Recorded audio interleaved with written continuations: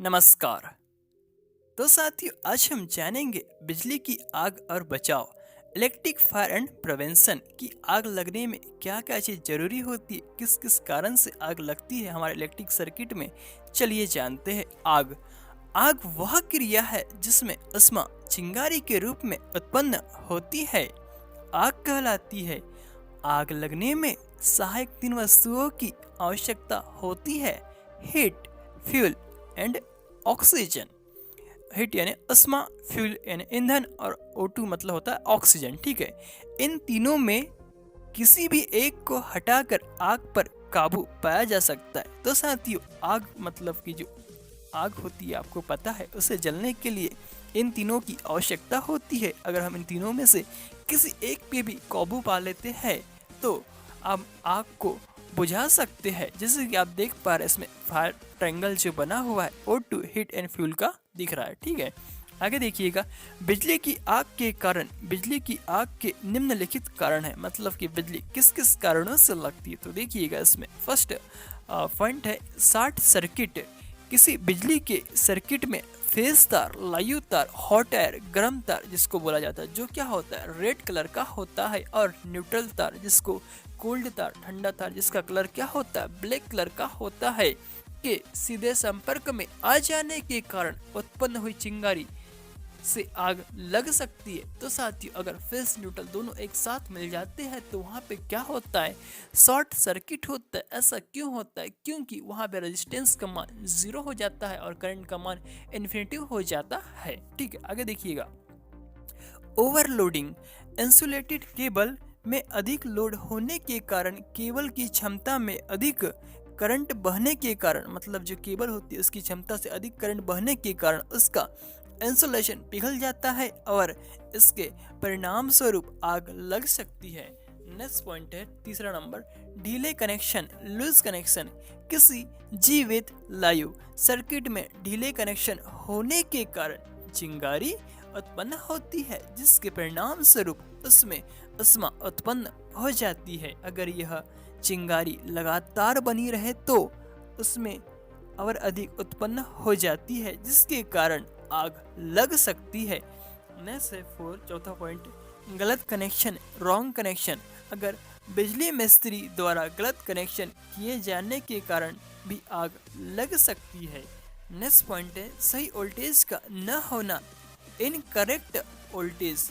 यदि किसी बिजली के उपकरण को उसकी कार्य वोल्टेज से अधिक वोल्टेज दे दी जाए तो कई परिस्थितियों में इसके कारण भी आग लग सकती है। तो साथियों, आप सभी को पता है कि हमारे घरों में सिंगल फेज 230 वोल्ट तथा 3 फेज 440 वोल्ट की सप्लाई लगी होती है, मतलब आती है। ठीक है, तो साथियों, हमारे जो इक्विपमेंट होते हैं 3 फेज और सिंगल फेज होते हैं, तो अगर आपने गलती से सिंगल फेज 230 वोल्ट की सप्लाई की जगह उसको जो इक्विपमेंट है उसे अगर 2 फेज दे दिया तो वह 440 हो जाएगा, मतलब कि ओवर वोल्टेज हो जाएगा। तो उससे भी वह इक्विपमेंट खराब हो सकता है और आग लग सकती है। आगे देखिएगा, क्लासिफिकेशन ऑफ फायर, आग का वर्गीकरण। सभी आग एक समान नहीं होती है और उन्हें भिन्न भिन्न अग्निशामकों, फायर एक्सटिंग्विशरों, मतलब फायर एक्सटिंग्विशर द्वारा काबू किया जा सकता है। आग को निम्नलिखित ढंग से वर्गीकृत किया गया है। जो अपनी आग होती है साथियों, उनकी भी क्लास होती है। तो देखिएगा, इसमें 4 वर्गों में बांटा गया, वर्ग ए, वर्ग बी, वर्ग डी। तो देखिए, वर्ग ए जनरली यहाँ से एग्जाम में, ITI एग्जाम में या फिर ITI कॉम्पिटिशन एग्जाम में बहुत बार क्वेश्चन रिपीट होता है कि वर्ग ए क्लास क्या होता है। तो चलिए जानते हैं तथा इसे बुझाने के लिए कौन सा फायर एक्सटिंग्विशर का यूज किया जाता है। तो देखिए, वर्ग ए, इस वर्ग की आग में सामान्य ज्वलनशील पदार्थ आते हैं, जैसे कि लकड़ी, पेपर, कपड़ा, घास आदि। इस प्रकार की आग को बुझाने के लिए पानी का प्रयोग किया जाता है। सोडा एसिड अग्निशामक, या फिर इसको बोलते हैं फायर एक्सटिंग्विशर। ठीक है, बहुत ही इंपॉर्टेंट है, कई बार एग्जाम में पूछा गया। ठीक है, नेक्स्ट देखिए, वर्ग बी, इस वर्ग की आग में ज्वलनशील तरल पदार्थ आते हैं, जैसे पेट्रोल, तेल, वार्निश, यो पेंट इत्यादि। इस प्रकार की आग को बुझाने के लिए आग को गैस की परत से ढक दिया जाता है। जनरली वर्ग बी वाला कई बार एग्जाम में क्वेश्चन रिपीट हुआ है कि इसे बुझाने के लिए किस टाइप का फायर एक्सटिंग्विशर का यूज होता है। तो इसमें भैया CO2 कार्बन डाइऑक्साइड या फिर इसको बोलते फोम टाइप फायर एक्सटिंग्विशर इसका यूज होता है।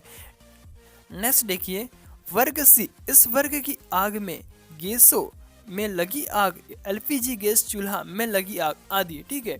तो इसको बुझाने के लिए शुष्क चूरने वाले यंत्र ड्राई पाउडर फायर एक्सटिंग्विशर का यूज होता है। वर्ग डी, इस वर्ग की आग में बिजली के तारों में लगी आग आती है, ठीक है। यूज फायर एक्सटिंग्विशर कौन सा होगा भैया, हेलॉन टाइप, CTC कार्बन डाइऑक्साइड और रेत। तो साथ ही ये मोस्ट इंपॉर्टेंट है वर्ग डी वाला, कई बार पूछा गया है कि बिजली के तारों में मतलब कौन सी क्लास आती है और इसके लिए हेलॉन टाइप यूज किया जाता है, ठीक है। आगे देखिएगा साथियों, नेक्स्ट बहुत ही इंपॉर्टेंट, आग से बचाव, हमें क्या करना चाहिए। आग लगने की अवस्था में तुरंत उस सर्किट की सप्लाई बंद करो। जीवित वायु चालक पर पानी डालना बहुत खतरनाक है, क्योंकि पानी बिजली का एक अच्छा कंडक्टर, अच्छा चालक है और जिसके कारण दुर्घटना हो सकती है। सभी प्रकार की छोटी आग को बुझाने के लिए सूखी रेत का प्रयोग किया जाता है। कुछ भी हो, हर प्रकार की आग को फैलने से बचाने के लिए सही प्रकार के अग्निशामक का प्रयोग करना चाहिए। बिजली के सर्किट पर लगी आग को बुझाने के लिए केवल निम्नलिखित अग्निशामकों का ही प्रयोग करना चाहिए। तो साथियों स्पेशल यहाँ पे दिया गया है, जो बिजली की लगी आग है उनको बुझाने के लिए किस टाइप के अग्निशामकों का यूज किया जाता है। हेलॉन टाइप पहला नंबर, सेकंड नंबर तरल कार्बन डाइऑक्साइड अग्निशामक, तीसरा नंबर साथियों ड्राई शुष्क रासायनिक पाउडर। आगे देखिएगा, बिजली के बहुत महंगे उपकरणों जैसे कंप्यूटर, VCR, TV इत्यादि पर या उसके आसपास लगने वाली आग को बुझाने के लिए आजकल हेलॉन अग्निशामक का प्रयोग किया जाता है। यह सबसे अधिक प्रभावशाली है, परंतु इसकी कीमत सबसे अधिक होने के कारण इसका प्रयोग कम किया जाता है। बिजली की आग बुझाने के लिए दूसरा अच्छा और प्रभावशाली अग्निशामक कार्बन डाइऑक्साइड है और हेलॉन की अपेक्षा सस्ता है। ड्राई रासायनिक पाउडर तीसरा अच्छा और प्रभावशाली अग्निशामक है।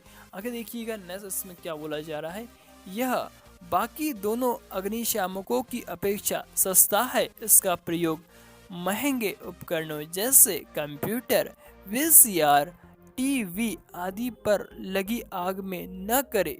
क्यों ना करे यह भी बताया गया है, आदि में न करे क्योंकि आग बुझाने के बाद उपकरण पर पाउडर की एक परत जम जाती है, जो कि उपकरण के सर्किट को खराब कर देती है और इस प्रकार उपकरण नष्ट हो जाता है। इसमें एक नोट दिया हुआ है, आजकल कार्बन टेट्राक्लोराइड CCl4 अग्निशामक इसकी जहरीली गैस के प्रभाव के कारण प्रयोग नहीं किया जाता। तो साथियों आप सभी को मेरा प्यार भरा धन्यवाद।